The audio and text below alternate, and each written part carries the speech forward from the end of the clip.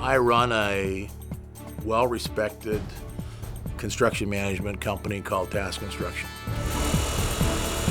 We've been operating for the last 20 years, and my job is to make sure that it's heading in the right direction, that we live up to the promises that we make, and that we make it profitable, fun, and maintain the reputation that we've had.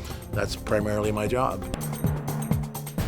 Now, we've often regarded that service, or the construction, is really a service industry. How's our safety? We've done a good job. Nobody got hurt. It's on budget. It's on time. We're not fighting with everybody. That to me is a sign of a successful job.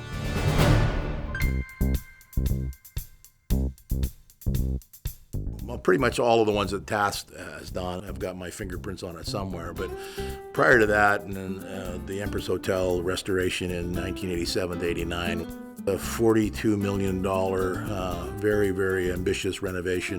One I'm really, really pleased and proud about.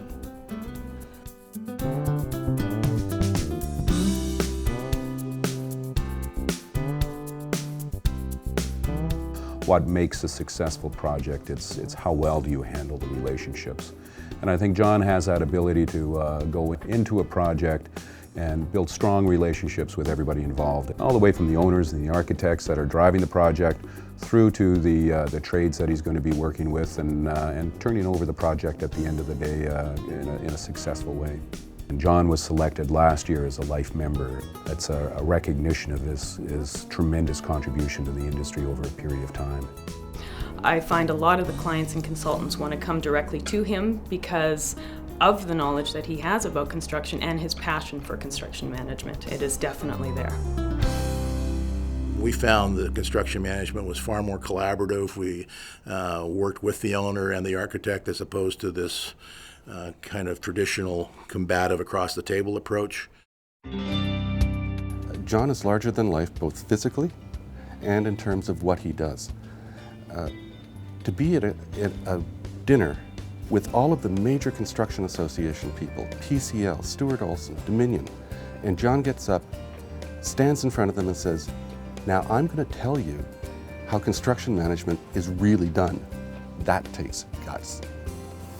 If he's a superhero of Task, if he was the Batman, there is no Robin. There are actually two Batmans. There's John Bowser and John, and it's been a great support team. They work in tandem really wonderfully well.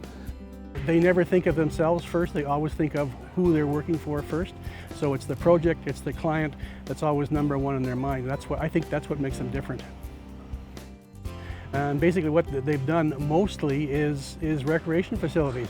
They've built more pools and arenas than any other firm in probably Canada.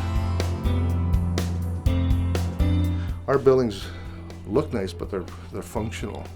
Once we get them built, whether it be schools or, like I say, hockey rinks, you have to be there on an opening day. You see all these smiles, but it doesn't stop there. It's every day. What we do brings communities together. The education that he got at BCIT set him up.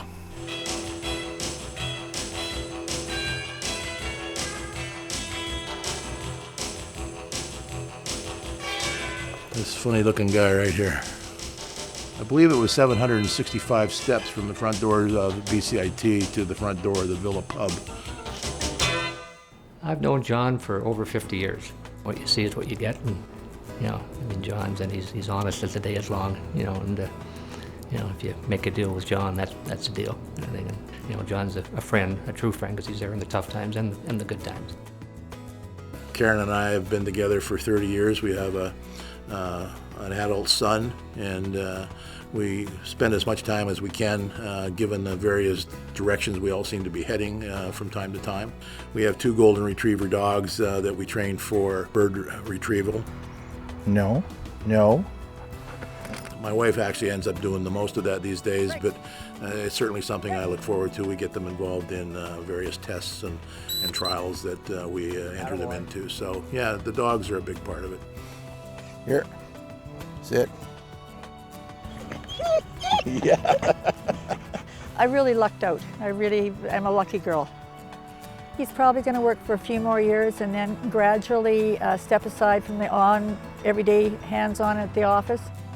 And he enjoys his teaching at BCIT 2 or 3 times a year. And if he had time, I think he would probably like to do more in that. He likes the mentorship program. He's very interested in that.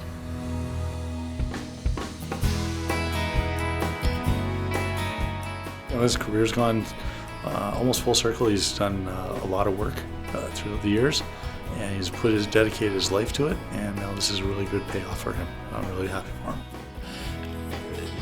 BCIT has just been a tremendous door opener for me, and I have to give credit to that institution for sending me off in that direction. Certainly widened where I wanted to go and who I've met.